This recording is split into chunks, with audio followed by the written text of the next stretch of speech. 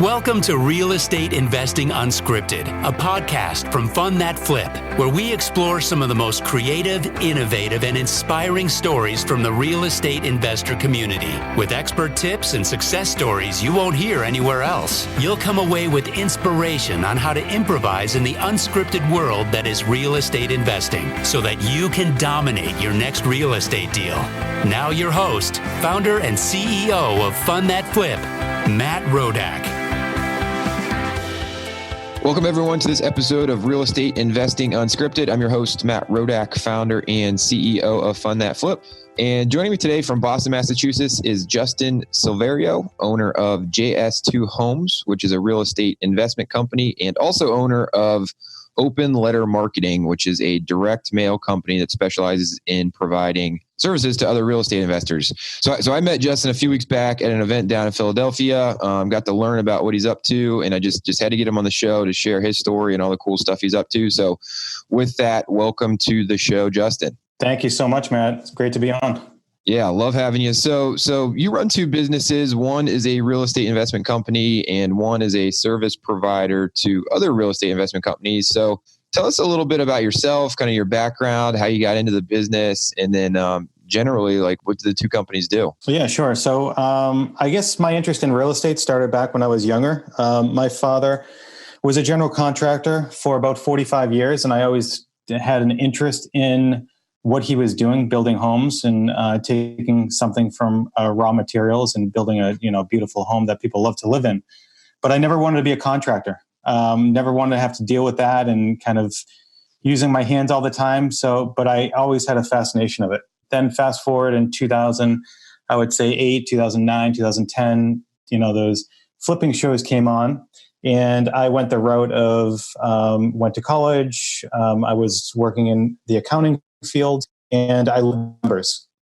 So when I saw those flipping shows, I said, hey, this is a great opportunity to get into something where I can use the numbers and also the construction and kind of bridge that gap and bring those two together, my two passions, and really start something out. So in 2011, I kind of pitched it to my father and said, hey, would you be interested? You take on the construction side. I look at the numbers, find the deals. We'll partner on these properties, fix them up and sell them. He said, absolutely. If that helps you out, I'm all in. So immediately got great support from him, learned construction along the way. And he told me at a point in time, when you feel comfortable and you want to kind of go on your own, just buy me out of the company and I'll support you from here on out with any funding, whatever you need. So that's kind of how I got started in real estate. It was just, I don't know if I would have got started if I didn't have someone like my father that knew construction really well. I may have just teamed up with another investor with a construction background, but that's kind of how I got started in real estate. And I was primarily focused on rehabbing entry-level homes because I wanted the lowest amount of risk, smallest amount of dollars out, just to shield myself.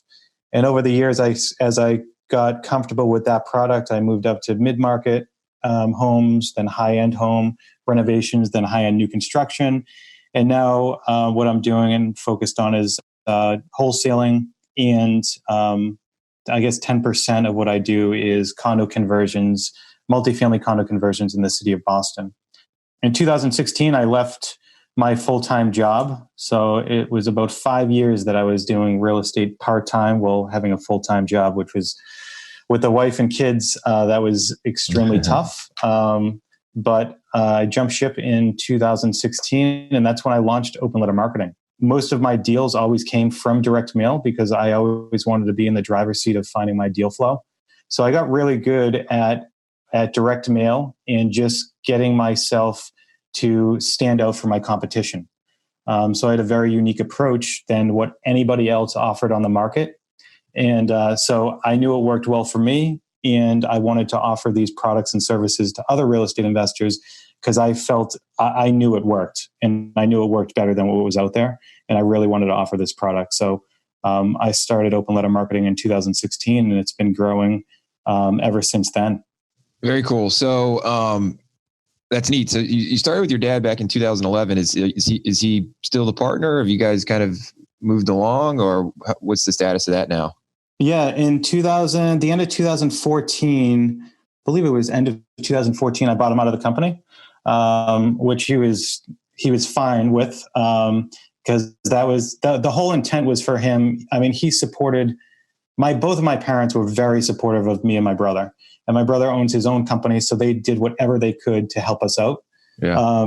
And so his goal was just to get me up and running, teach me about construction, and then let me kind of fly on my own. But even still to this day, I mean, he funds a lot of my deals and is an investor in a lot of the deals, walks through the properties all the time. I mean, he just loves it. Yeah, that's cool. So family businesses can always be, rife with peril, I guess, if you will. It sounds like it for the most part was a good experience for you. Do you have a point or two that you could share that you think was, important for you guys to be successful? Yeah, I mean, over the years, I've had, a number of partnerships. Most didn't work out for better or for worse. But the one with my father was absolutely the best I've ever had. I think it was more from like the level of trust and just we had a very common goal of what we wanted to do.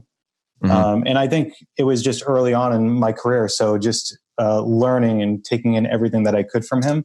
And I think mostly it was the trust and how much we knew what we were trying to do and we could depend on each other, and we had separate roles and we knew which lane we had to be in to get the job done. So trust, aligned incentives, and staying in your lane, I think, is important for any partnership, but probably particularly with family.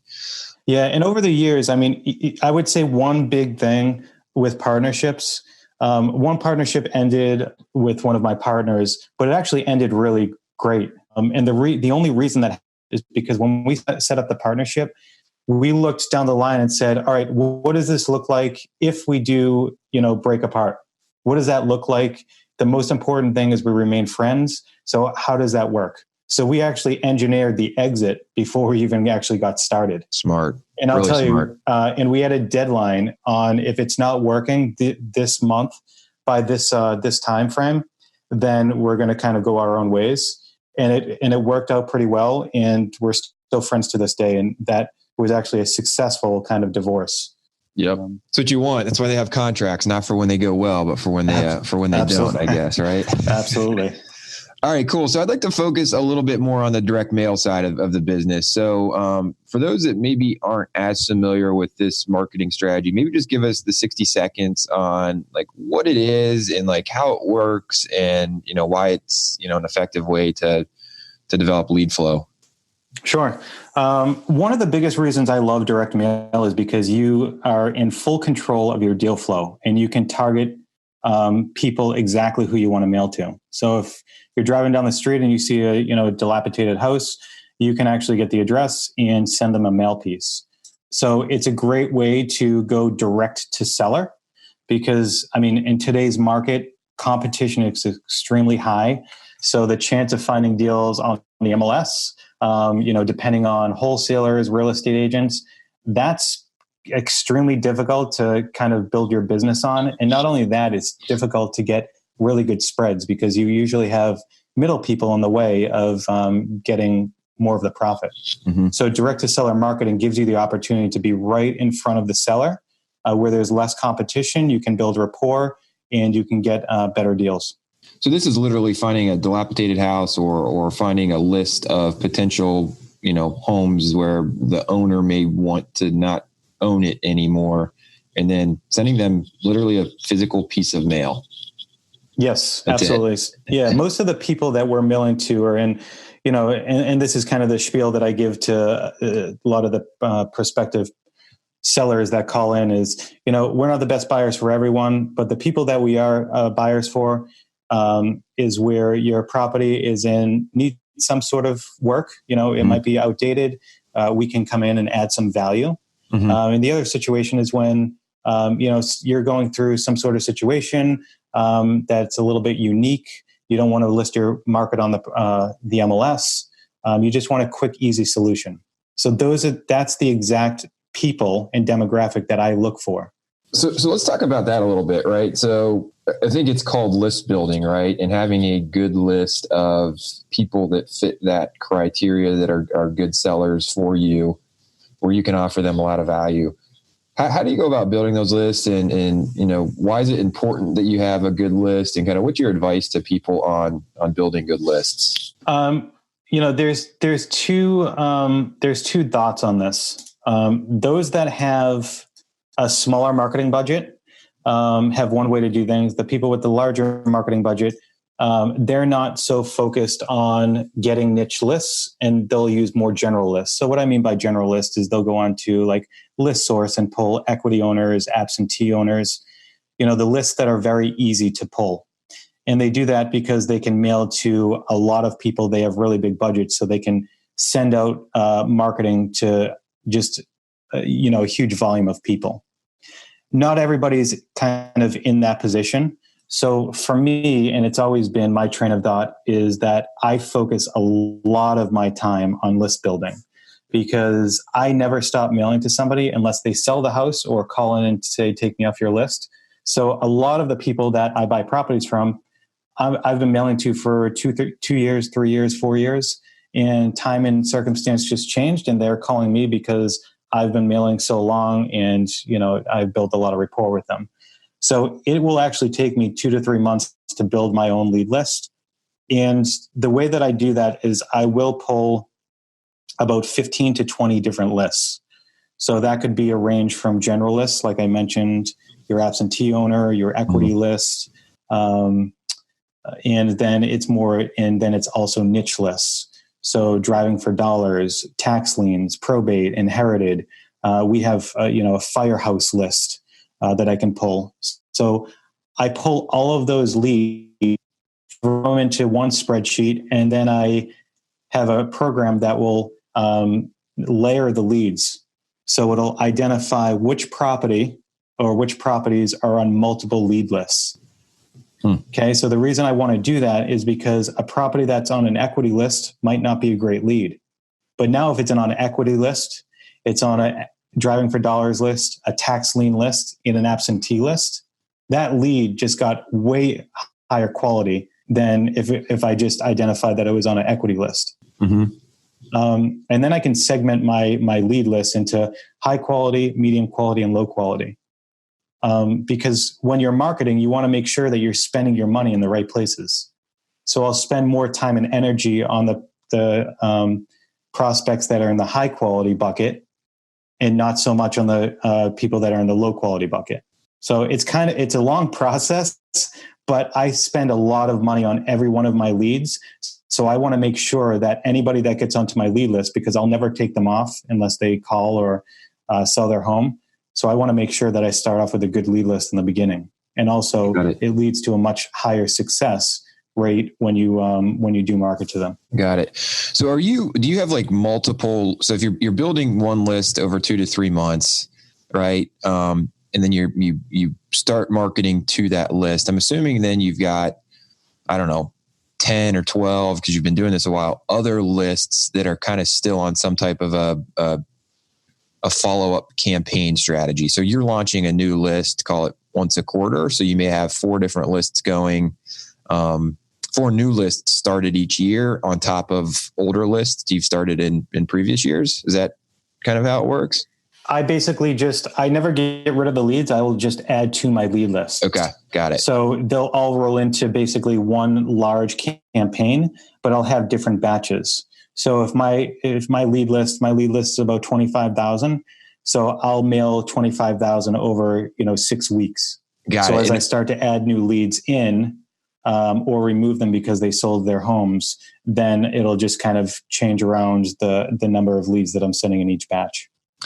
And are people getting the same messaging? So if, someone's been on that list for a year or 2 and someone's just being added to the list, is it a different message, or is it kind of the same message to all 20-some thousand people it's going out to? Yeah, that's a really good question. I have a 5 mailer sequence that basically rotates. So they get a different letter every month for 5 months. Then there's a pause for a month, and then they get the 5 mailer sequence again. When I started, I was sending different mailers depending on what lead list that they were on. So for instance, if they were in a probate list, it might talk a little bit about, how we can help out a probate. But what I found is I actually got people offended a lot more when I sent that message through a letter rather than talking to them over the phone and questioning them about it, because it seems much more authentic when I'm talking to them, and it seems more like a script where they don't get as offended. So I started creating, all of my messaging for people is pretty similar, unless there's, certain areas in the market. Like, for instance, in Boston, I might talk about, something I might have a different language in Boston because they're kind of a different group of people that I'm going after rather than the single families outside of Boston. Got it. Super interesting. So give us some metrics, right? So you're sending out, 20,000 pieces a month. If someone's thinking about getting started with this strategy, what's kind of like a good number of pieces that should be sent out, on a minimum basis, to have at least a large enough sample size, if you will, to see if, it's working or not? What I would recommend if somebody really wants to get into direct mail and whatever type of marketing it is anyways. Okay. So direct mail, like just at the very beginning, like if you have, direct mail costs money. Okay. So if people have more time than money, do something that you can focus your time on. If you have more money than time, then direct mail is a great option, because it can be automated and very streamlined. So when you do, start to work on projects, you don't have to think about the marketing. It keeps going out. You keep on getting that deal flow coming in. But for somebody to get started, I would say a really good range is about 3,000 leads on your list. And you're sending those 2,000 to 3,000 on a monthly basis. And what I tell people is you want to make sure that you set yourself up to know that you're going to be marketing for about 6 to 8 months before you're going to start to get deals. Now, I've seen a lot of people get deals on the first mailer that they ever send out of maybe even 200. But I want to set people up for success and say, just keep in mind, you want to mail 6 months consistently, have that deal flow come in, because it does take time to build rapport. Most of my deals are going to happen after the fifth touch. So that's why I say you have to kind of have the mindset and, the budget in mind for 6 to 8 months down the road.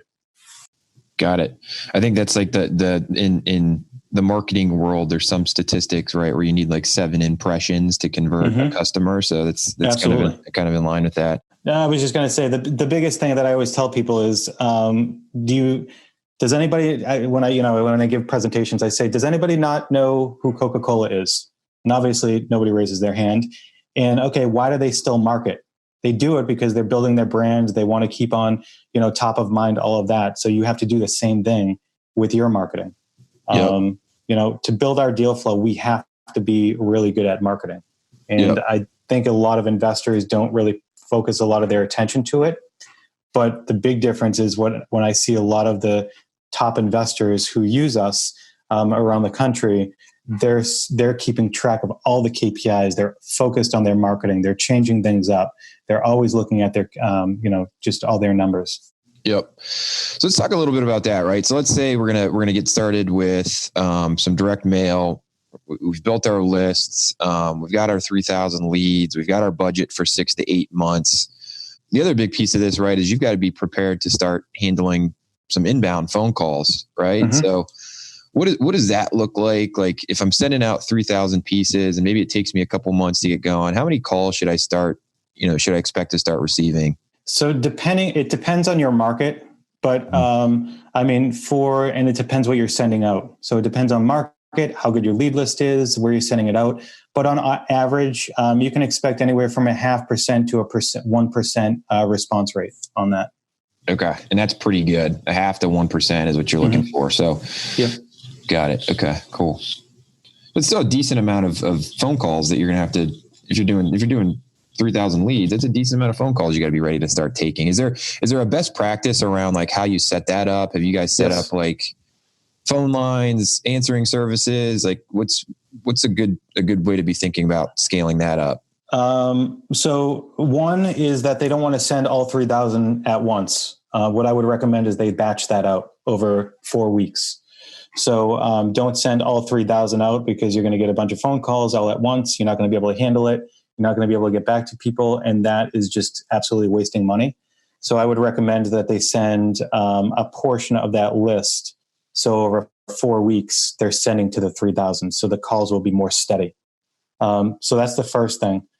For new investors that have not gone direct to seller, I 100% highly recommend that they take the calls themselves.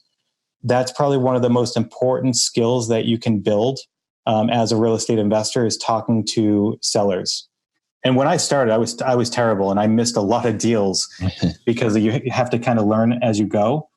But as you learn, you can start getting a lot more deals than other people aren't able to get, because you built you can build a rapport with sellers. You know how to talk to them, negotiating. Those are all like very valuable skills. Yep. And quite honestly, like now there's been situations where I've gotten deals. I was not the highest price at all, but they still went with me because they liked and trusted me. And the only way that I was able to do that is because I practiced talking to sellers.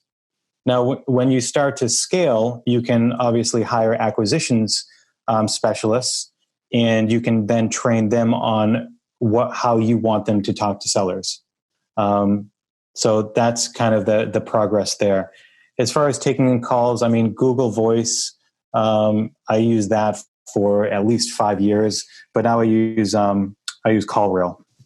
Got it. It travels. It has really good KPIs. You can record the calls if you want.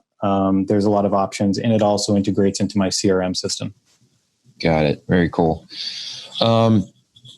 So talk to us a little bit. So you said, it's important that people have a budget. You're going to want to be able to do this 6 to 8 months. Is there a range in terms of like cost per piece that these things typically fall into? And I understand there's a lot of variables there, but if people are trying to start to think about, man, does this fit into my strategy? And do I have the money to make this investment? What should they be thinking about from a budgeting perspective?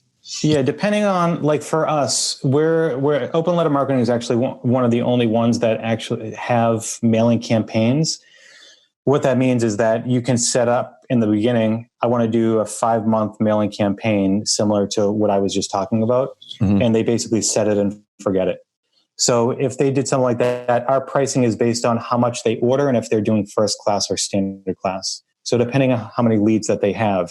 Now, if they have, a lead list of 2,000, but they want to do a 5-mailer campaign, now they're going to be in like the 10,000 mailer bracket. Mm-hmm. So their cost is going to go down. So on average, I would say, depending on first class or standard, anywhere from like 60 cents to 80 cents they can expect per piece.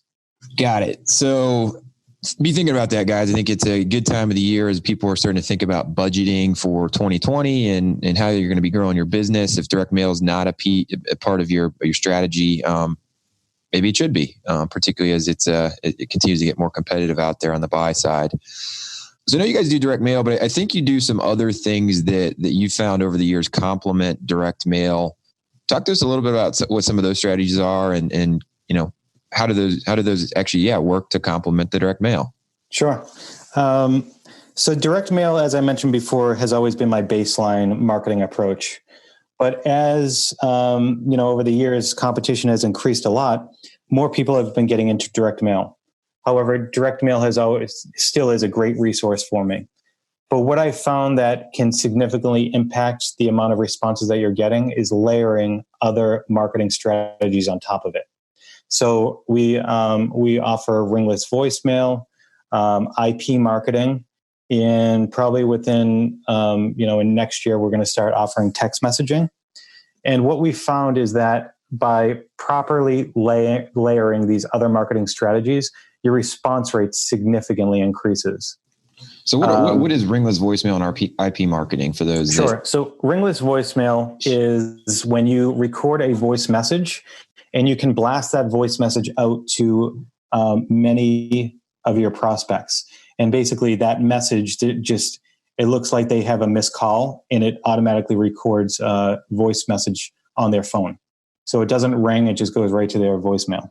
Got it. Now there are legalities around that. So I would highly recommend anybody before they start to check into check that out yourself.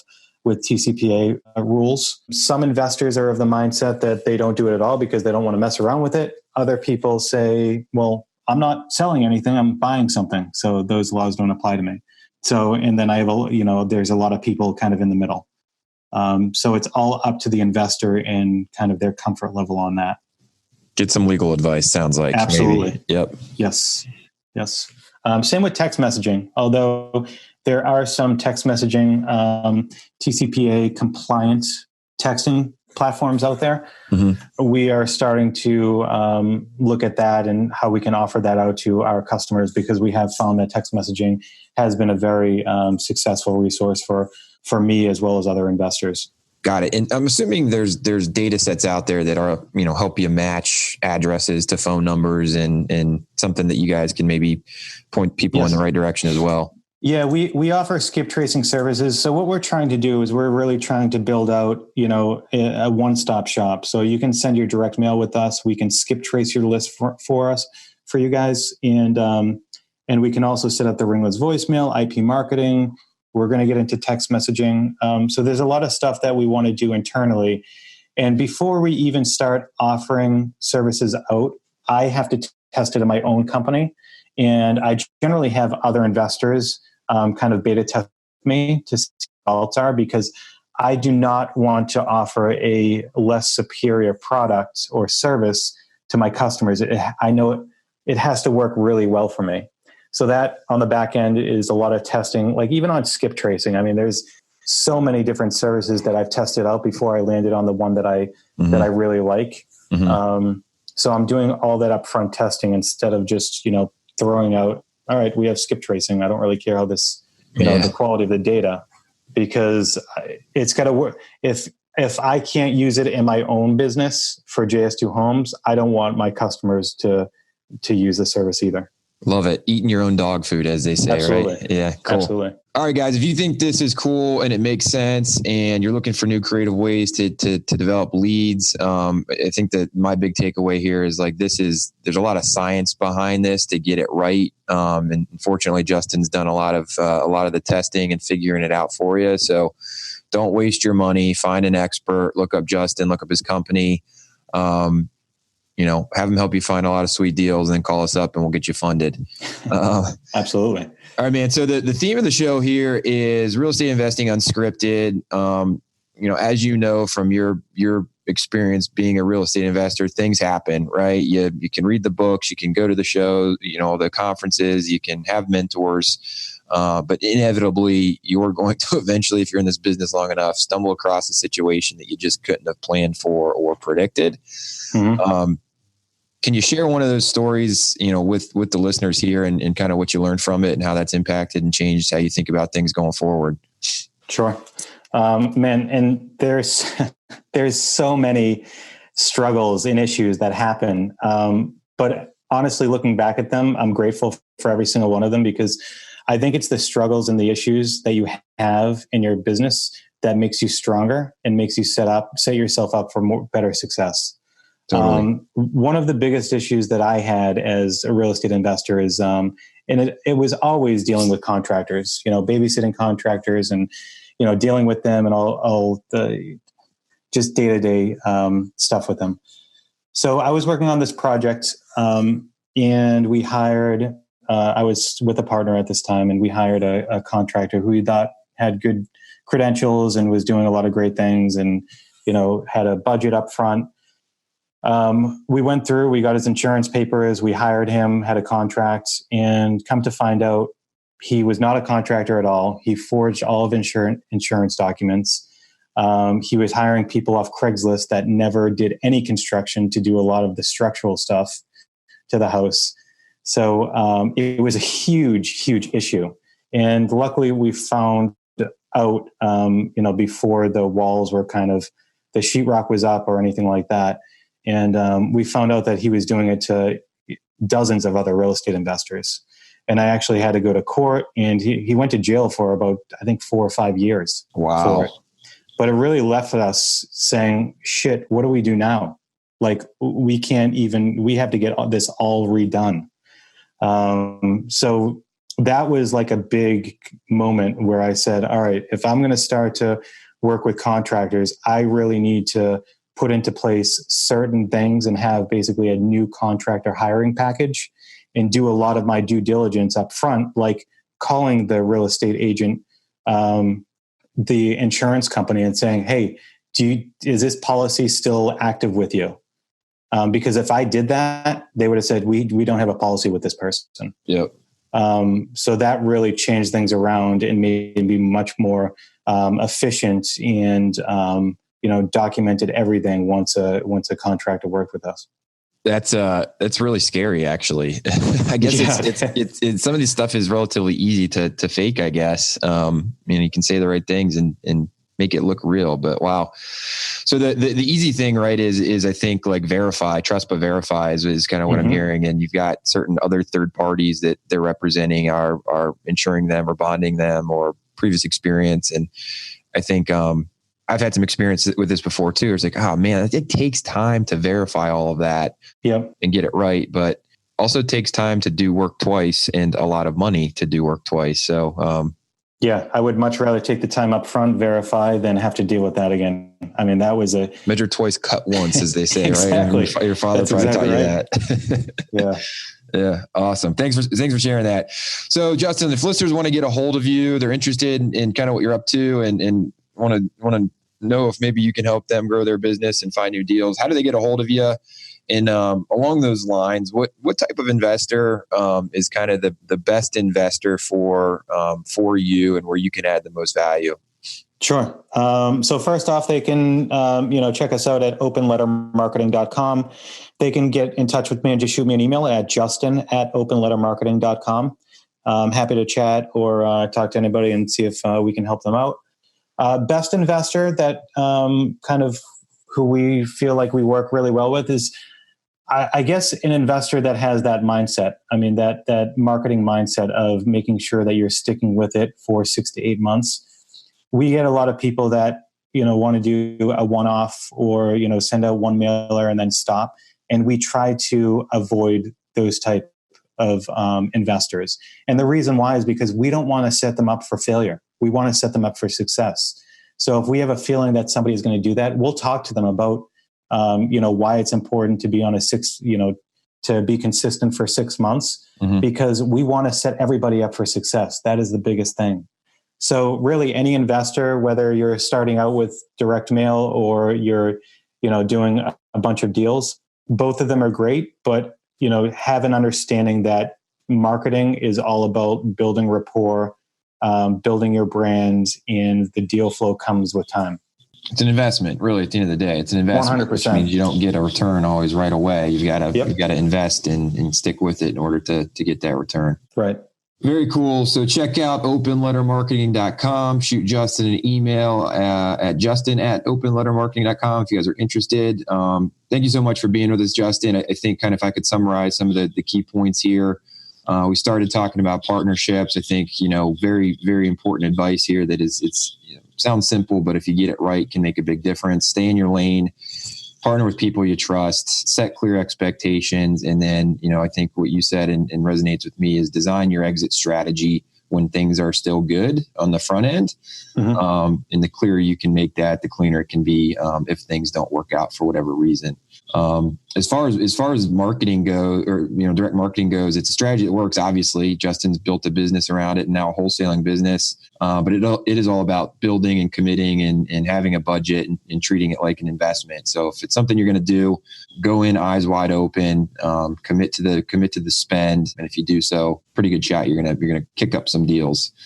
Along those lines, I think, and something this has also resonated with me is don't treat all leads the same, right? I like the idea of layering the lists, figuring out who your high priorities are, spending more time, more money there, medium lists, allocating resources accordingly. And then the low lists, you may still have a gem in there, right? So you still kind of want to spend some money there, but calibrate accordingly based on the likelihood of something actually popping from it. So those are my takeaways. Do you think I missed anything? Anything you'd like to add? No, I think that's a great summary. Cool. Well, really appreciate this. Thanks for your time, Jess. I know you're a busy guy. Appreciate you jumping on here. And thank you all out there for listening to this episode of Real Estate Investing Unscripted. For more great resources or to get funding for your next project, head on over to fundthatflip.com. Otherwise, I look forward to next time. Your host, Matt Rodak, signing off.